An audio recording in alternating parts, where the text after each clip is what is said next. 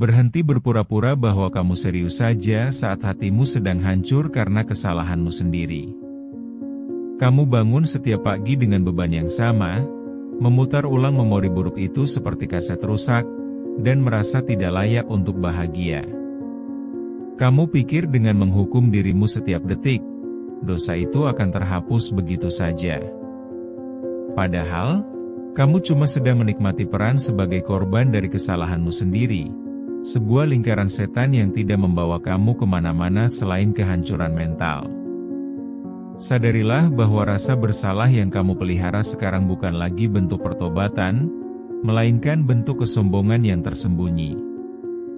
Kamu merasa dosamu terlalu besar untuk dimaafkan, seolah-olah kamu lebih besar dari pengampunan Tuhan.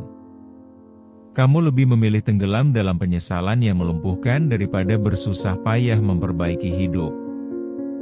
Berhenti mengasihani diri sendiri dan mulailah melihat kenyataan bahwa kamu memang salah, tapi tetap diam di tempat tidak akan pernah mengubah apapun dalam hidupmu. Mari kita jujur, rasa bersalah itu rasanya seperti ada batu besar yang menghimpit dada setiap kali kamu mencoba bernapas lega. Kamu merasa ada noda hitam yang tidak akan pernah bisa hilang, tidak peduli seberapa keras kamu mencoba mencucinya. Setiap kali kamu melihat cermin, kamu tidak melihat sosok yang kamu cintai, tapi kamu melihat seorang pendosa yang gagal. Kamu merasa semua keberuntungan yang datang sekarang adalah sebuah kesalahan, karena menurutmu kamu tidak pantas mendapatkannya.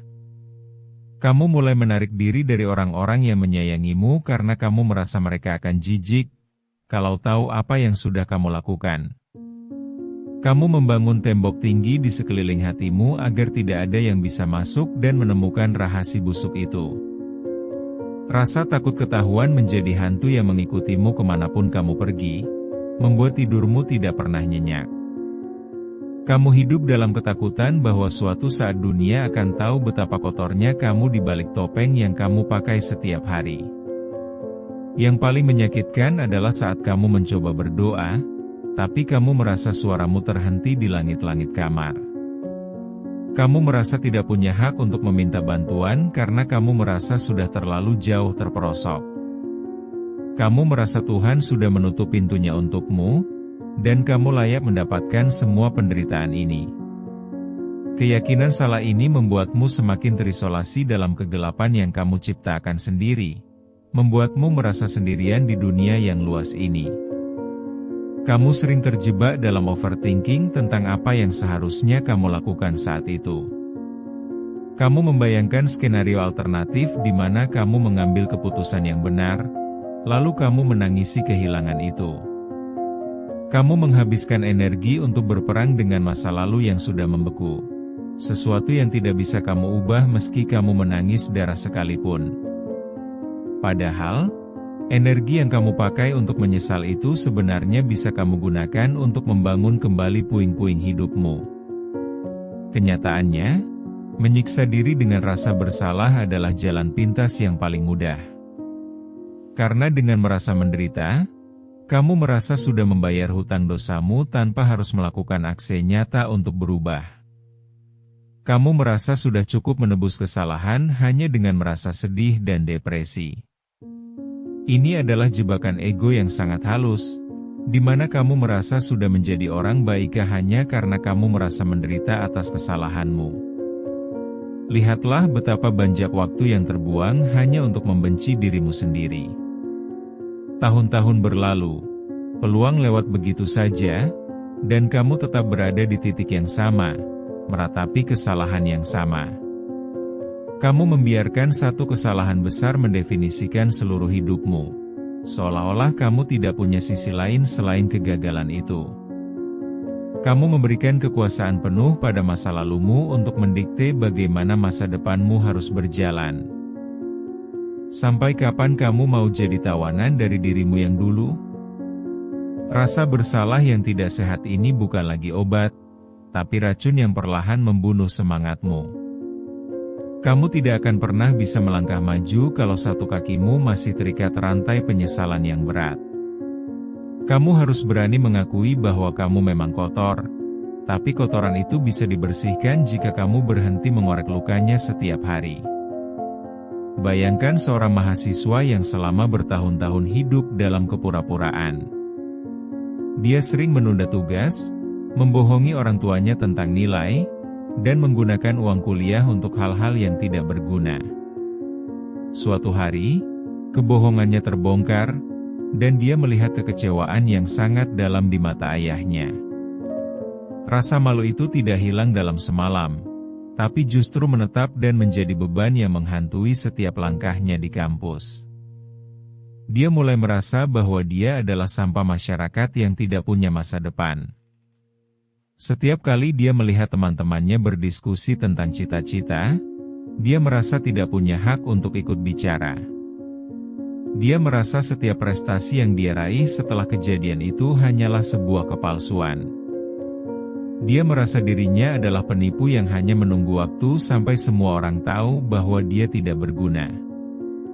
Atau coba lihat seorang ibu yang merasa gagal karena pernah membentak anaknya dengan kata-kata kasar saat dia sedang sangat lelah. Meskipun anaknya sudah memaafkan, sang ibu tetap membawa rasa bersalah itu selama bertahun-tahun. Dia selalu merasa ada luka yang dia torehkan di hati anaknya yang tidak akan pernah bisa sembuh. Setiap kali anaknya tersenyum, dia justru merasa sedih karena merasa tidak pantas menerima kasih sayang itu. Dia mencoba mengompensasi rasa bersalahnya dengan memberikan barang-barang mewah atau terlalu memanjakan anaknya. Namun, di dalam hatinya, dia tetap merasa sebagai orang tua yang buruk. Dia terus menghukum dirinya sendiri dengan mengingat kembali momen ketika dia kehilangan kendali. Dia lupa bahwa menjadi manusia berarti memiliki batas lelah, dan melakukan kesalahan tidak berarti dia kehilangan identitasnya sebagai ibu yang baik. Ada juga seseorang yang pernah mengkhianati kepercayaan teman baiknya demi keuntungan pribadi. Sekarang, setelah dia sukses, dia tidak bisa menikmati kesuksesannya karena dia tahu ada orang yang dia sakiti untuk sampai di titik ini. Setiap kali dia mendapat penghargaan, bayangan wajah kecewa teman lamanya itu muncul kembali. Dia merasa kesuksesannya dibangun di atas penderitaan orang lain, dan itu membuatnya merasa mual terhadap dirinya sendiri. Situasi-situasi ini terasa sangat dekat karena kita semua pernah berada di posisi itu. Kita semua punya rahasia yang membuat kita malu jika orang lain tahu. Kita semua punya momen di mana kita ingin memutar waktu hanya untuk menghapus satu kalimat atau satu tindakan bodoh. Kita sering lupa bahwa rasa bersalah yang berlebihan justru menjauhkan kita dari kesempatan untuk benar-benar memperbaiki kerusakan yang telah kita buat. Sekarang, coba tarik napas dalam-dalam dan sadari satu hal penting ini. Kamu bukan kesalahan yang kamu lakukan. Kamu adalah manusia yang belajar dari kesalahan itu. Menolak untuk memaafkan diri sendiri sebenarnya adalah bentuk penolakan terhadap proses pertumbuhan. Kamu tidak bisa menjadi versi baru yang lebih baik jika kamu masih memeluk erat sosok lama yang penuh dosa. Kamu harus berani melepaskan beban itu, bukan karena dosamu hilang, tapi karena kamu tidak bisa berjalan jauh sambil memikul batu besar. Titik baliknya adalah saat kamu sadar bahwa meminta maaf kepada Tuhan dan orang lain adalah satu hal, tapi memberi maaf kepada diri sendiri adalah perjuangan yang berbeda. Maafkan dirimu bukan untuk melupakan, tapi untuk menerima bahwa kamu pernah gagal. Terimalah bahwa kamu pernah menjadi orang yang jahat, orang yang lemah, atau orang yang bodoh. Dengan menerima kegelapan itu, kamu justru akan tahu bagaimana cara mencari cahaya yang sebenarnya. Mulailah dengan melakukan aksi nyata yang bisa menebus rasa bersalahmu, sekecil apapun itu. Jika kamu tidak bisa meminta maaf secara langsung, maka jadilah orang yang bermanfaat bagi orang lain sebagai bentuk penebusan. Ubah rasa sakitmu menjadi energi untuk membantu mereka yang sedang mengalami kegagalan yang sama seperti kamu. Saat kamu melihat orang lain terbantu karena pengalaman pahitmu, Kamu akan sadar bahwa dosamu di masa lalu memiliki sisi manfaat jika kamu mau mengolahnya. Berhentilah berdebat dengan masa lalu yang sudah mati.